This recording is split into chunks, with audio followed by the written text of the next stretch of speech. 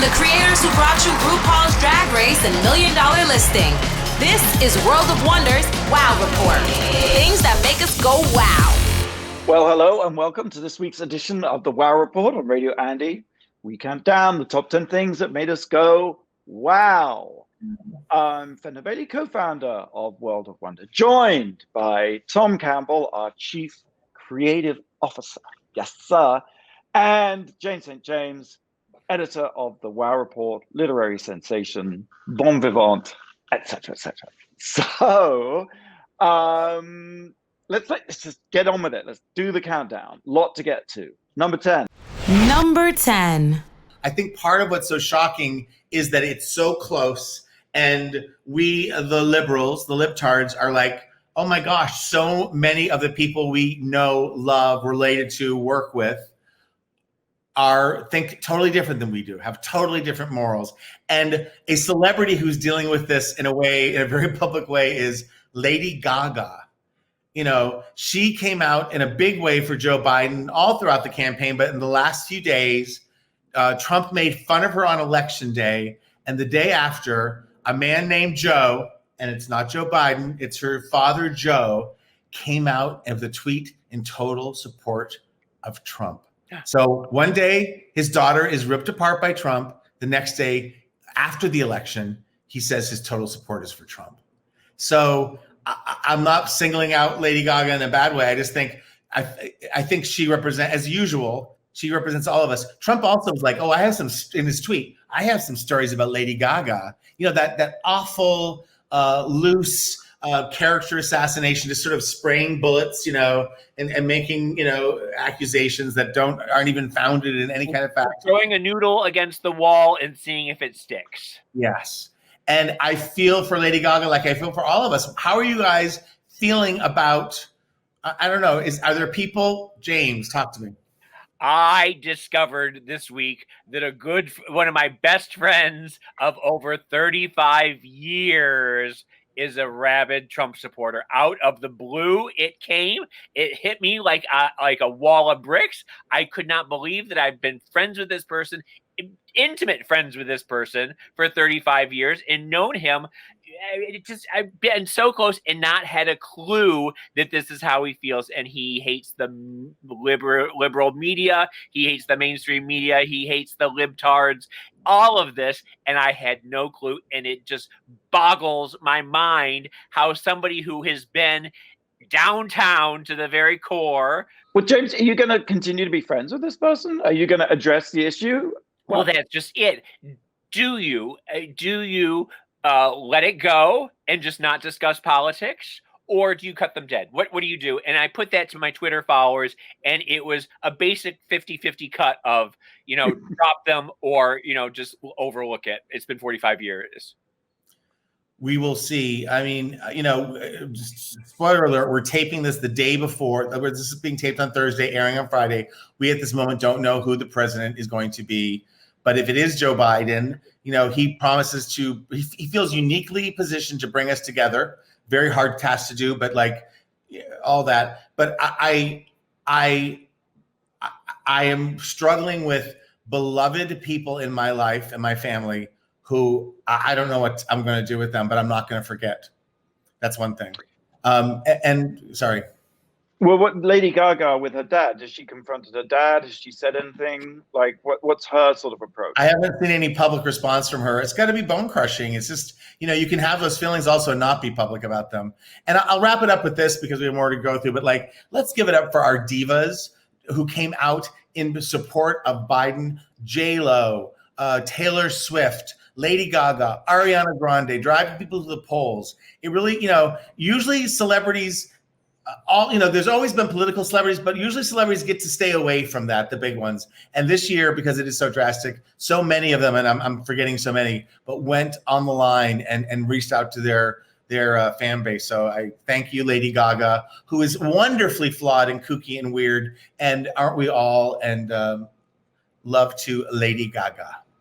I think being attacked by Trump is sort of a badge of honor. I hope she's not losing any sleep over it at all. You know? No, it's the dad piece. It's the dad piece to me. Right. Okay. James, let's move on. Number 9. Number 9. Number 9, at a certain point during the election on Tuesday, I had to just tune out. I had to go find something else because I was too stressed out. And I watched on Netflix, I watched the new Rebecca, the Rebecca remake. And I loved it. I went into it wanting to hate it because, Tom, I'm sure you know the movie and the book from which it comes, the Daphne du Maurier novel, and the movie, the 1940 movie directed by Alfred Hitchcock. It's one of the great masterpieces of cinema. You cannot touch it. How dare Netflix think that they can remake this and do a good job? And, the original, it stars Sir Laurence Olivier as the mysterious and wealthy Maxim de Winter, and his first wife, the glamorous Rebecca, has died when the movie starts. And she dies in a boating accident, and he's in the south of France, and he meets the mousy secretary, played by Joan Fontaine, who won her first Oscar, and she does a brilliant job as a woman who is out of her depth. She marries Maxim de Winter. He takes her back to the Manderley, the estate, the creepy estate, and she is very much out of her depth. The servants are nasty to her. Everyone hates her. She's never given a name in the movie. I don't know if you remember this. She is called You or the second Mrs. De Winter. At no point in the book or the movie does she get a name, and it's the same thing. She is just the second Mrs. De Winter. And the housekeeper, Mrs. Danvers, the villainous Mrs. Danvers, was played by Dame Judith Anderson. Well, okay, in this version, it's Armie Hammer plays Maxim de Winter, and Armie Hammer is no Laurence Olivier. Lily James is no Joan Fontaine, and Kristen Scott Thomas plays Mrs. Danvers, and Kristen Scott Thomas is fabulous. But the thing is it's a whole different movie. This is in color. It is a saturated. It's like they're all in fabulous 1920s and 30s outfits. It's just gorgeous people in gorgeous outfits at a gorgeous castle on the Scottish coast, and the cinematography is gorgeous. And it's sort of what Purple Noon is to The Talented Mr. Ripley. Like, there are people who hate, it's a classic, you cannot touch it. And then the Talented Mr. Ripley is gorgeously shot, and it's gorgeous people. And this is sort of the same thing. Everybody is gorgeous and beautiful and fabulous, really dressed. And the story holds up. The story is just as spooky and scary as it always is. So I'm saying, yes, give this a shot. Tom, you especially, I want you to watch it. What do you think? Question. I want to say it too. I like a one-off, first of all. But Mrs. Danvers, is that the maid's name, the mean maid? Yeah. She's a classic sort of hinted at being lesbian role in cinema, right? Is that explored more deeply in this version or no? Well, her obsession with the first Mrs. De Winter, Rebecca, is laid out a little bit more, and it's sort of like she's sort of fangirls Rebecca. It's not quite hinted that it's lesbian. It's just that she was so taken by her glamour and beauty and chicness and every elegance that she just is devoted to her obsessively. Even after her death, she still is obsessed with Mrs. De Winter. Love it. All right. So that is Rebecca streaming on Netflix, right? Yes. Mm-hmm, even though you shouldn't like it, you will. At number 8. Number 8. I just want to tell you a little story. I am coming to you from London, where we just started the second lockdown at midnight last night. The nation went into a second lockdown, and the reason that's funny is, here's the thing, like 8 months, it's 8 months ago to the day, I had just arrived in London, and I was walking around and I saw, those like newspaper billboards, London epidemic becomes real, or epidemic breaks out in England. And I thought, this is going to be interesting. And of course, indeed, as Tom knows, a few days later, we were in the middle of filming Drag Race UK, and we had to leave. The studio was closed down, and we all had to leave because of the pandemic, which was just beginning in the UK. So it's just one of those bizarre ironies that months passed, we were all in lockdown, isolating, but finally a window of opportunity came where we could come back, finish season 2. And it would just so happen to be just before the second lockdown. It's like, crazy making. The good news is that the BBC, the government has decided that people working in entertainment are classified as essential workers. So even though a lot of other things are closed down, we don't have to close down. And we've been saying for years that drag queens are essential workers. So finally, we have the British government to back us up. Well, that's absolutely right. And but the other little bit of a story is that to even come here and do this, we all had to go into quarantine for 2 weeks before the shoot. And so literally the day the 2 weeks ends, they announce that they're going to lock down the nation all over again. And so off I went to my hotel near Pinewood Studios. And like 2 nights in there, say, the hotel is closing. You're going to have to find somewhere else. And that's where I suddenly found myself in the middle of a Bridget Jones Brideshead Downton Abbey movie, because I'm coming to you from Hedson House, which is a grand Georgian mansion outside of London. And I'm not in the main house. I'm down in the clock tower where there's some Airbnbs. But it is crazy. It is. I just texted you some photos actually, which maybe you can open on your phone, and I'll post them on the RAW report. It is like walking into the past, and you have to drive down narrow country lanes that are single lanes. There isn't room for 2 cars to pass. Oh my God! Right? Isn't this the movie Rebecca? Yes, you son of a bitch! I can't believe you finally got your manor house. Wow! This is spectacular. It is crazy. And this morning it was like all misty, and it's like it's crazy. It's like royalty stepping back in time. You were Princess Alice. You were the Duchess of Marlborough, which I'll talk about later. Last night I went to Mandalay again. Yes. The only setback is that to get from here to the studio is a drive in which you basically take your life in your hands. I have a stick shift, which I haven't driven a stick shift in 20 years. The country lanes are so narrow. There are hairpin bends. There are tractors. There are sheep. You have to cross a field with a gravel path with cattle in it. It says, don't get out of your car, because they're sort of shaggy dinosaur cattle with big horns. I mean, I get to the studio. It's only a 20-minute drive. I get to the studio. I am a wreck. I am just covered in sweat. You don't have a driver, darling? I know. This is the budget version of a Bridget Jones movie. But it's also part of the lockdown. Everyone needs to have their own space. It's very tough to get around, and it is to you for toughing it out. Well, I have to say, no, the cast and the crew are just amazing, and Ru is amazing, and everyone's like covered in PPE. We have masks, we have face shields. We're all in little separate spaces. And I'll just say that it's just so British, this lockdown, because one of the things is there are no weddings. All weddings are cancelled. But you can leave your home to attend a deathbed wedding. Which is like Anna Nicole Smith, like marrying like a old man on his old billionaire on his deathbed. Yes, and they make quite a thing of it. Apparently, deathbed. I guess I didn't know they were a thing, but they must be a lot of them going on, and up to 6 people can attend a wedding if it's a deathbed wedding. I feel like that's my next best chance for love is a deathbed wedding. Thank you for giving me a little bit of hope, Fenton. And are all the drag queens put up in castles as well? I don't know if I should really answer that, but the answer is no. I mean, the thing is, all the hotels are closing, and the hotel for the drag queens has to remain open because it's catering to essential workers. So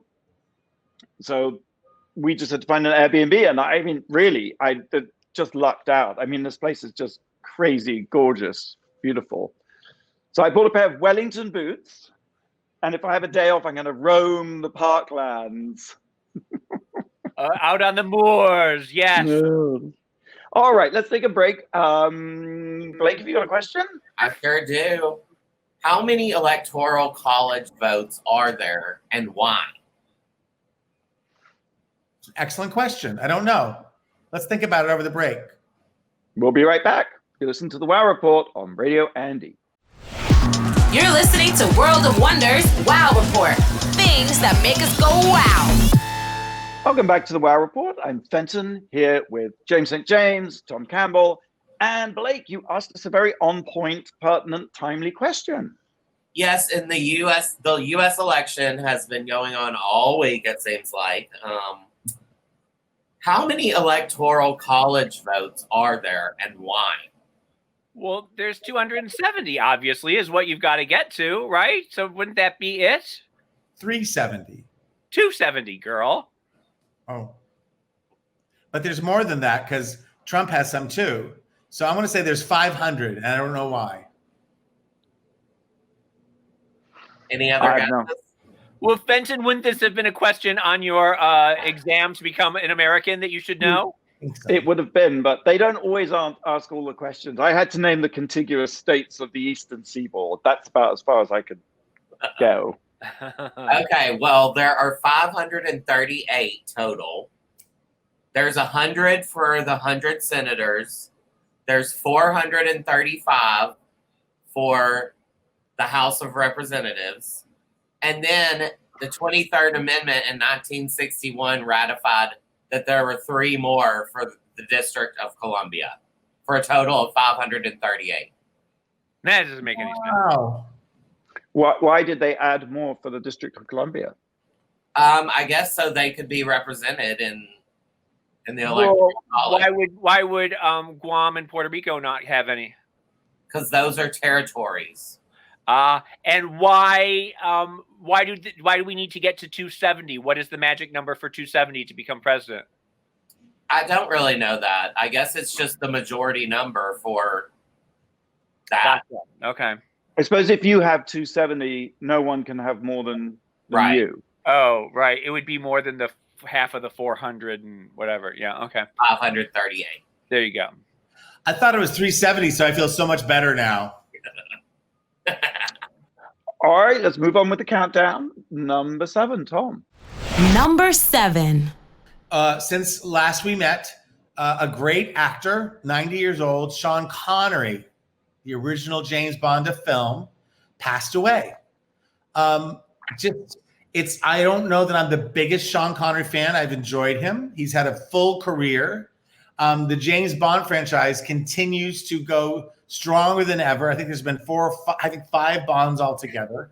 And I'm just curious if you guys, and this is also a British story, Scottish. He's a UK story, I should say. I just don't know where your heart is. A lot of people find him really sexy. I see that. I was born a little later. I'm a little bit more of a Roger Moore. I think I would like Roger Moore in a tuxedo, and half his tuxedos in bell bottoms. Fenton, what do you feel about Sean Connery? Never did it for me. Didn't get my mull of Kintyre rising. And isn't there some controversy that he was on some talk show about slapping women? Well, okay, I yield my time to James St. James. Well, first of all, he was Indiana Jones's father as well, and that's sort of where I land on him. He was also in a Speedo in the entire movie of Zardoz, if you remember that, where he plays a god named Zardoz. And that sort of got my motors running when I was a younger child. But the controversy that you're speaking about, Fenton, is that he was on Barbara Walters in the early 80s, I believe. And he said that it's okay to slap women if they deserve it, and that sometimes they just need a fisticuff to the face. They just need to be knocked around a little bit. And she went on to say, "Are you sure?" And he said, "Yes." She said it 3 times. "Are you absolutely sure you want to go this route?" And he said, "Yes, I believe it to my core." And it wasn't until much, much later in his old age that he recanted it, because for many years when he was asked about it, he would say, "Yes, I believe it." And if you're on Twitter at all, you know that he has been canceled in death because of this, and people are all up in arms about it. That's a tough one because it is. I saw the clip. I wanted to make it nice and soft, but I did watch the clip. And at one point he's like, well, she goes, "If a woman needs it, then I give it to her." And she goes, "Well, what would make her need it? If she doesn't stop, if she doesn't know when to stop," which is, you know, and then part of me, and I'm not being an apologist, but I'm just processing out loud, is from a different era. You know, he's 90 years old now. Attitudes towards women, while incredibly wrong, were more, in fact, like smoking. And I'm not, you know, again, I'm not trying to equate things or belittle people, but there is something about, I did not know that he eventually apologized for that or changed his mind. I'm happy to hear that. Now, you know, you say that he's from another time, and that is very true. And this is not, again, we are not apologists for anything like that. But you also have to factor in that he was born in a very lower class, poor, dirt poor family in Scotland in the 1940s, something like that. 1920s, James. 1920s. Okay. And to be poor in Scotland in the 1920s, he dropped out of school in like 5th grade and went to work like in the coal mines and working as a butcher and everything when he was, you know, 10 years old, 11 years old. So the way he thinks and the way he was brought up is very different than anything we would know or have to understand. So it's not an apology, but it does sort of explain why he thinks the way he did. There's a great expression that we use a lot in my family. I don't know who said it, maybe Mark Twain, but like, as we grow older, we don't change. We just become more so. Yeah. But I do hold out, and I've seen in other men, especially, I don't know, the testosterone level goes down, or the people do find truths in the later years of their lives or take positions, life is clearer to them. So I just hope we can all continue to grow and learn. And in our own ways, we all have things that we can do better and be better. So I hope possibly if he had different mentors when he got to Hollywood, he would have, you know, that'll change you as you get older and you're around different types of people, and he would have been around. So I don't know. It's a hard call on that one, because you want to just have a gut reaction and say, cancel him, he's terrible. Well, then I shall say, rest in imperfection, Sean Connery. There you go. James, what do you got for us at number 6? Number 6. We're going to talk about the tombs of the Saqqara tombs. Have you watched this, Fenton? Do you know what I'm talking about? I certainly have. I have. Okay. In 2018, this totally went by me. There was a discovery of these tombs in burial tombs in Egypt that had been there for 4,500 years. They had been undisturbed, and someone discovered them. They went in. It is absolutely fascinating to watch them uncover all of the things, the hieroglyphs. They find mummies in sarcophagi that the painting is still perfect. It's reds and blues, and yeah, it looks like it was done yesterday. They open it up and the mummies are intact. It's unbelievable. There's pottery, there's jewels, there's statuary, there's all sorts of fascinating things, and you can't help but feel connected to it. And the armchair archaeologist in me and the historian in me says, do it. I want to find out everything about this civilization from 4,500 years ago. Which is someone we've never heard of. It was a temple. What was he? A temple. He was an Egyptian priest by the name of Wati. Wahtye. And we have never heard of this guy before. There's some mystery about what happened to him and his family. They all seem to have died at the same time. There was a controversy over whether his brother tried to take his place or something that you learned, and that you learn throughout the course of this is you're discovering the hieroglyphics.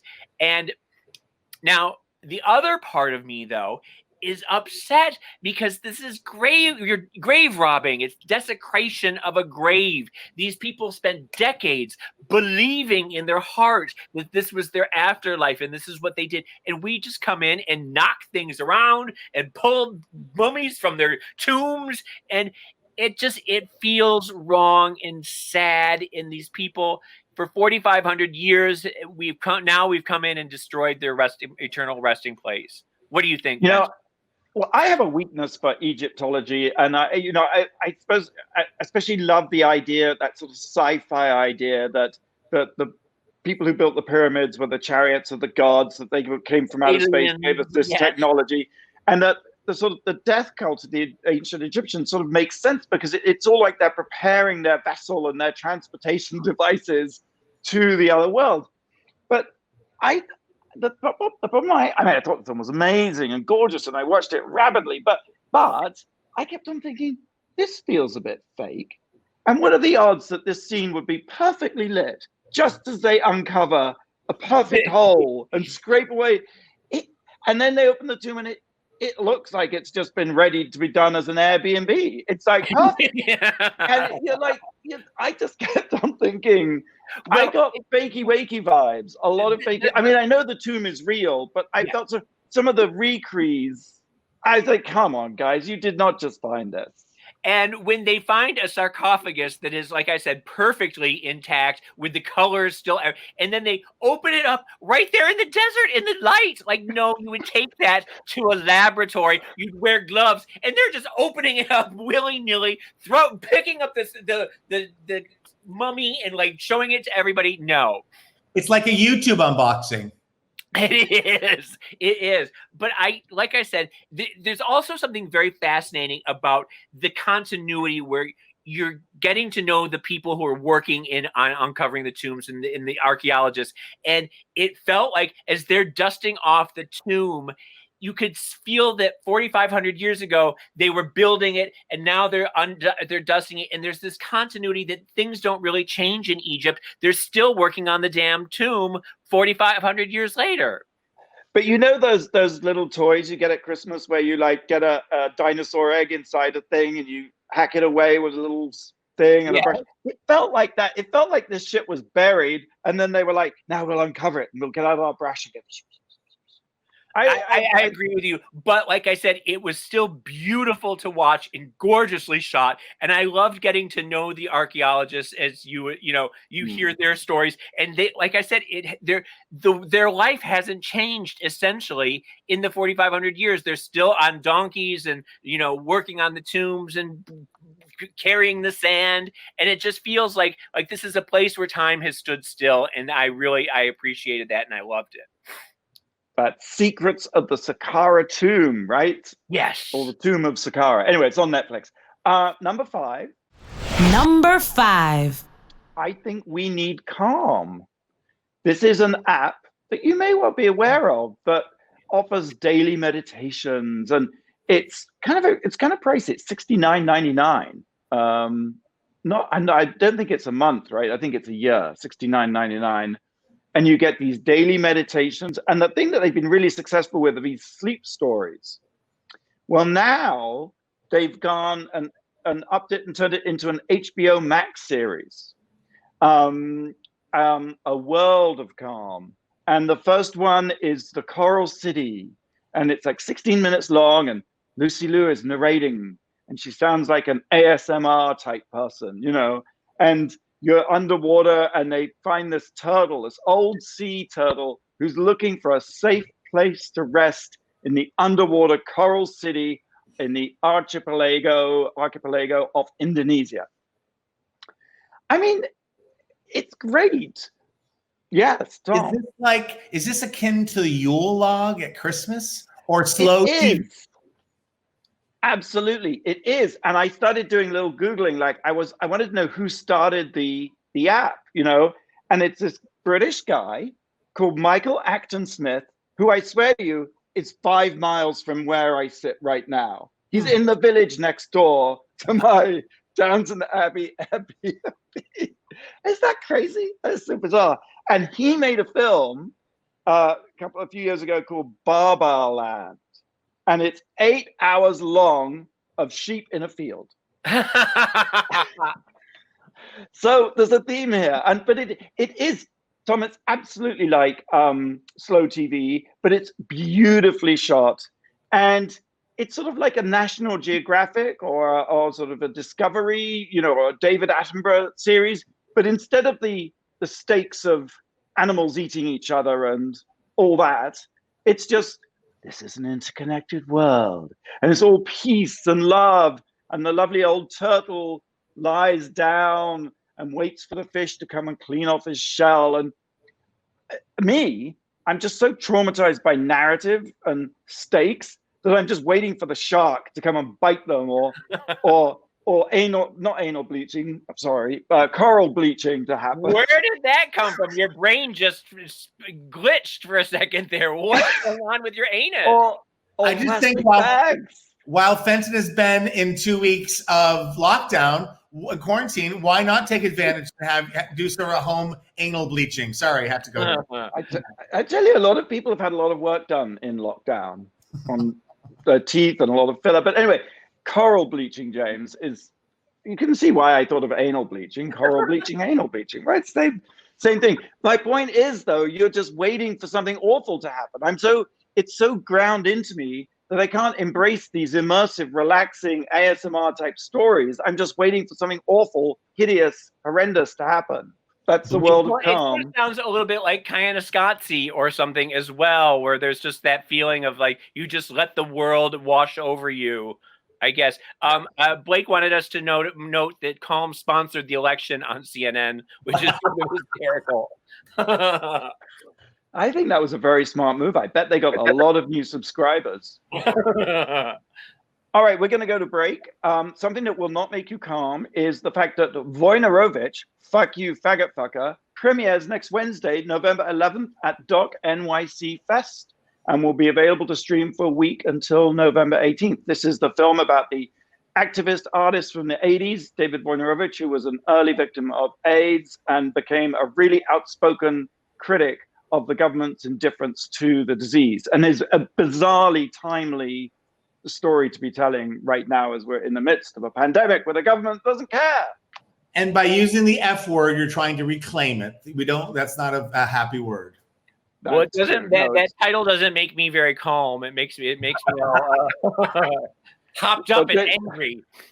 Calm, the app, did not sponsor that documentary. All right. Blake, you got a question for us? I do. I want to talk about the closest presidential elections. So where does the Bush-Gore, which was the closest in our lifetimes, where does that fall on the most close presidential race? Of all time? Yes. All right, that's a great question. Thanks, Blake. We'll be right back after the break with the answer. You're listening to World of Wonders Wow Report. Things that make us go wow. Welcome back to the Wow Report. I'm Fenton here with James St. James and Tom Campbell and Blake. Yes, we're in the midst of the presidential election here in the U.S. So I asked, the Bush-Gore election in 2000 was the closest presidential election in our lifetime. But where does that fall on the closest presidential elections of all time list? Go. I not in my lifetime, but almost. The Kennedy-Nixon election was really close. So I'm going to say that was I don't know history before that. So I think the Nixon-Kennedy from 1960 election was the closest ever. So Al Gore maybe second. I remember well the Millard Fillmore election in 1874. I remember it like it was yesterday. So I'm going to say it was number 3 on the list. It is. I'm sure. Oh, okay, never mind. But I was sure it was not Bush-Gore. I'm sure that was the closest ever. It was actually number 3. Ding, ding, ding, ding, ding. There were a couple before. The number 1 was for the 6th president, John Quincy Adams. The number 2 was for Rutherford Hayes, the 9th. Oh, Rutherford Hayes. Was he the one who died in the bathtub? Well, I don't know about that. Because he was so fat he got stuck in a bathtub? I just want to point out to you, James, this is not Doris Hearns that Blake Googles these questions, gets the answer, and then you drill him like he's been writing a book about this stuff. I'm just giving you trivia. You need who's the presidential historian that's always on the Rachel Maddow show? It's got a fabulous name. That's who we need. Yes, no, I like him. He's sort All right, let's carry on with our countdown of things that made us go wow this week. It's number 4. Number 4. I don't think we've talked about this. If it was in passing, but there's a wonderful show on PBS called Finding Your Roots that's been on for many, many years. And it's hosted by Harvard professor Henry Louis Gates Jr. It's been on for several seasons. And this past season, RuPaul took part in an episode that includes Dion von Furstenberg and another wonderful designer whose name escapes me because I'm of that age. And the news that was broken on PBS, which made some headlines, was trumped, sorry for that word, was overshadowed by when that same information was discussed on where? The Wendy Williams show.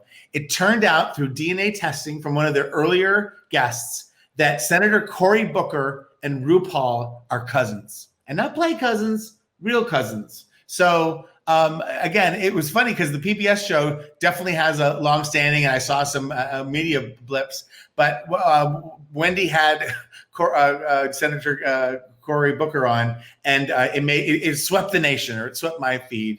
So I think it's kind of interesting, kind of fun. Have you guys ever done any of this DNA testing or finding your root stuff? Yes, I did it this year. I did both Ancestry.com and what is it? The other one, the DNA and Me. Well, I can't remember. I did them both. And 23andMe. 23andMe. Yes, I did 23andMe and Ancestry.com. And it didn't get too close. It didn't get other people that were sisters and brothers and mothers and fathers and cousins. It went as far as fifth cousins, and that's where it sort of stopped for me. But it also, that's when I told you, Fenton, that I am 93% British from the UK. I am from London and Edinburgh and Manchester are the three places. One place in Ireland, I think it was County Cork or something like that. But basically, I am an Edinburgh and London boy, is what they discovered.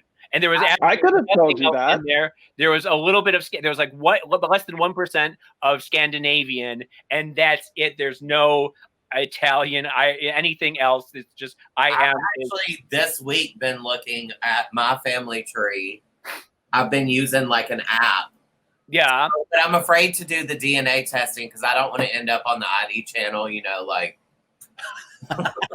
Well, my sister and my cousin, we were all talking about it, and they were saying, well, then you'll be on a government watch list. And I was like, girl, if I haven't been on a CIA list at this point, they know everything. And if they're probably bugging me right now, what are they going to do that they already haven't had a chance to do anyway? Well, I would like to know in the comments below if anyone has used any genealogy software. What is the best to use, please?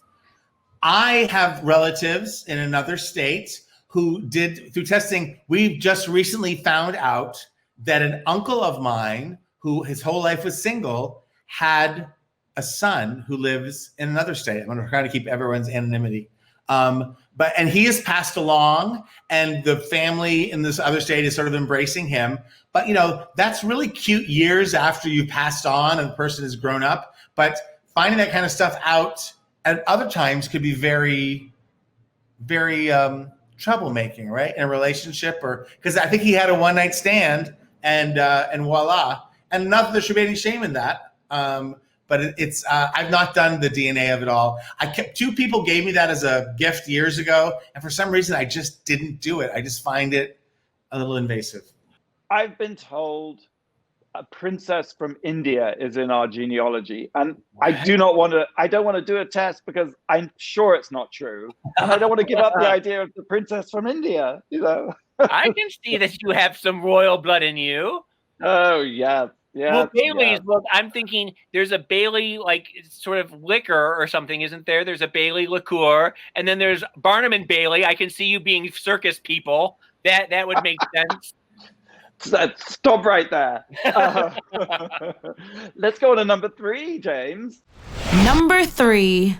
I am reading a book. I'm alternating with, I told you I was reading Moby Dick, and it's a long slog, and I will probably be in my late 80s when I finish it. So I am alternating with a book that I just started, a biography of Gladys, the Duchess of Marlborough, and her name is Gladys, not Gladys, which I think is absolutely hysterical because you read it and you're thinking Gladys, Gladys, Gladys, and then they say no. She referred to herself as Gladys, and I remember when I was a teenager and I wanted everyone to call me Jamis. I even changed my name from James to Jamis, and I made everybody at school, I made the teachers call me Jamis. And it always sort of tickles me when people change their name. Like, were you ever a Tomas, Tom? No, I love when people say, is it just Tom? Is that Thom? It's like, do I look like a Thom? I guess I do. I think you need to be able to do hair if you're Thom. Fenton, were you ever Fentoni or something? No. But anyway, it's sort of an interesting story about this woman because she was considered one of the great beauties of her generation, the late 1800s, early 1900s. She was Hugo Vickers is writing the book, and Hugo Vickers has done a lot of royal biographies. And he says that when he was a child, he was at a jumble sale and he saw this apparition appear. And was it a man? Was it a woman? It was a crazy person in a fedora hat and men's clothes. And it turns out that it was Gladys, the Duchess of Marlborough. And she was a crazy old woman at this point, but you could still see the blue of her eyes, which were, the sign of her beauty. And so then he's later in life, when he's an adult, he hears that she's in an insane asylum for very rich people, and he decides to go and visit her. And when he gets there, they say she hasn't spoken in years. She's 91 years old, and she won't. He walks in, and she turns her head and closes her eyes and won't have anything to do with him.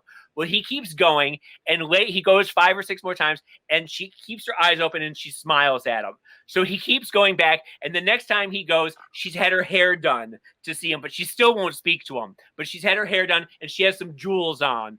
And so then he starts bringing pictures of people from the 1800s and 1900s, and she looks at them, and she'll point at them, but she won't talk about them. And she was painted by Boldini, and Proust wrote about her, and Robert Montesquieu wrote about her. So he brings pictures of these people, and she starts pointing to him and saying, "Bastard, horrible man, horrible man." But then he'll say, "Did you know him?" And she'll say, "She did not know him." And she speaks in the third person. And this goes on for 15 years. She lives to be 106. And he visits her every week, and every week they get closer and closer. And that's sort of how the book starts. And then we go back to her with childhood in the 1880s, and her father murdered her mother's lover, and she was sent to a convent to live with the nuns. And then they broke her out and they kidnapped her from there. And then she meets the Duke of Marlborough when she's like 10, but she doesn't. He's married, and they have an affair for 30 years before he finally divorces his wife and marries her, which is sort of a fascinating. 30 years she waited to be the Duchess of Marlborough. But she was 10 when she first. I think she was 10, and then they began an affair when she was 20, and then when she was like 30 or something like that, that's when they married. Wow. So fascinating. And then she goes insane, like everybody in her family goes insane, and it's just so it's an interesting book. It's the Duchess, the Gladys Deacon, the Duchess of Marlborough is the name of the book. Gladys, I think.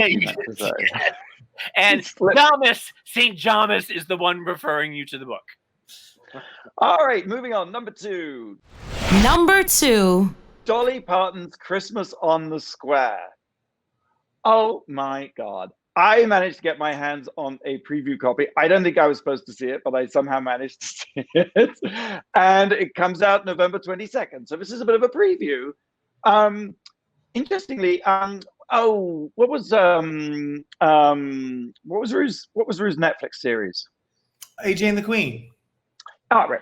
So another interesting thing about this is that Dolly Parton's in it. She plays, she's sort of actually a homeless person, basically begging for change. And that's sort of a pun because she's looking to make a change. Oh, look, it's just a basic Christmas story. All these people in a village, and Christine Baranski is fabulous. She's fabulous in anything, right? And she is the evil Scrooge, the wicked witch, the person who hates Christmas. And she arrives in the square on the eve of Christmas, and she's handing out eviction notices to everyone because the whole village is being razed and turned into a giant mole.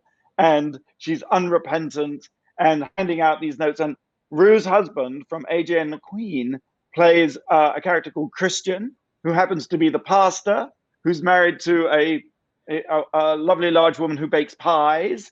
And everyone's so nice in the square. And Jennifer Lewis is in the square, and she is a hairdresser. I mean, do you get where it's a sort of, it's sort of Christmas. Right? It's a Christmas musical. And of course, Dolly Parton isn't homeless. She's an angel, and she brings about a change in Christine Baranski. Oh. So it's so bizarre because it's super sweet. Everybody's so nice, and it's super hyper and super camp, and I kind of liked it, actually. And musical numbers, right? Yeah, it's filled with musical numbers, packed with musical numbers. You know exactly what's going to happen, although there is a really, really, really good twist that I won't spoil. And so, you know how Netflix, one thing ends and the next thing begins? Then it teed up Christmas Land, which is about someone who inherits a Christmas theme park from her aunt. And then after that, I was watching The Christmas Inn. And I somehow got into this K-hole of Christmas movies with a real estate theme. It seems to be a thing.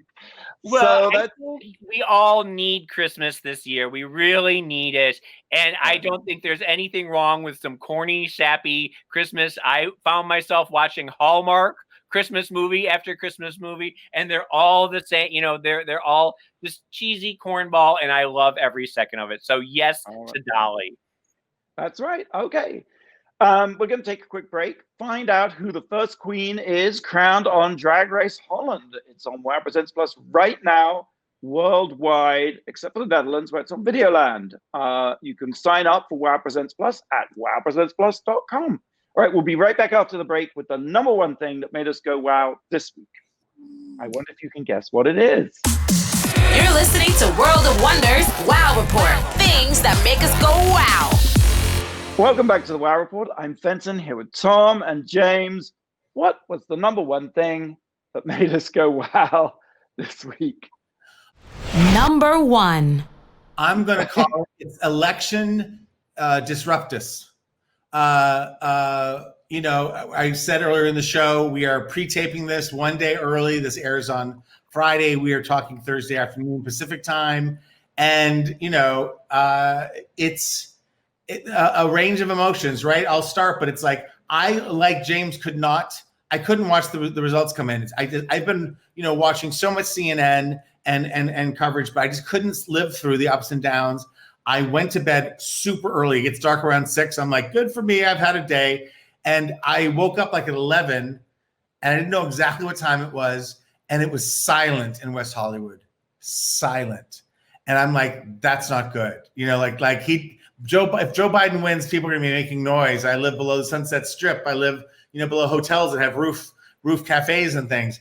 And I so turned on the TV, saw that we were kind of in a toss up, and went back to bed. And I have to say, with a lot of truth, I've not been keeping close track. It really sets me off. I know we're on our way, but the worst thing is that I don't know. I should say that, but it's like we all knew it was going to be like this. They predicted it was going to take a long time, and yet we were so frustrated by it. And the other thing we started talking about in the first segment, which is I'm really concerned about what this says about our nation, that almost whatever percentage of Americans saw what Trump did and said, I want 4 more years of that. Yeah. I have been going back and forth between Fox, CNN, and MSNBC to get all sides. I got to say that Steve Kernicki on MSNBC, I don't know if you guys follow him. He is absolutely hysterical. I don't know if they jab him with a needle full of meth before he goes on, because he was on the air for 30 hours straight, and they finally forced him to go take a nap. They said, we have a cot downstairs. You have to go take a nap or you're done. He's so manic and so funny and he's so cute. Like I see on Twitter, everyone is like fangirling him, like they want to be Mrs. Steve Kernicki or whatever. But it has been a very upset. I went to bed early and then woke up early, and I am on Twitter and Facebook and blah blah blah. And it's I feel like it's my civic duty to know what's happening at any given time. and I don't know. We still don't know what's going to happen because there's still time for for some nuttiness to happen. I have to say, being in England was perhaps the perfect thing. You know, it was just removed to a degree, you know. And so, like you, I didn't watch it. I drank a bottle of wine, took a sleeping pill to make sure I wouldn't wake up, and went to bed. And I suppose I knew a little bit before because I was binging my Rachel Maddow shows before that there was going to be this thing called the Red Mirage, which would give you the impression early on that the Republicans had won. It didn't matter though. Once it happened, you still freaked out, even though you knew it was a mirage.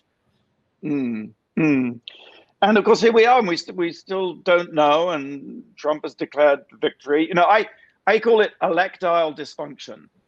There you go. I do. You know, it's funny that the Trumpers are marching outside in Pennsylvania and Nevada and Arizona, and half of them are saying, "Count the votes, count the votes," and the other half are saying, "Stop counting the votes." And nobody seems to have any consistent messaging among Republicans of what they want to happen. They just want Trump to win, and they don't care if it's stopping the vote or keeping the voting. Keep counting. What they want to do is they want to count the Republican votes and throw out or not count the Democrat votes. I think it's very simple. Yeah. Well, I guess to be continued, right? Yes. I hope by next week's show we know who the president is. I don't know. I hope. Well, that's all we got time for this week. Thank you, Tom. Thank you, James. Thank you, Blake. Thank you for listening. Same time, same place next week. Until then, go out and do something with a mask on that makes the world go wow.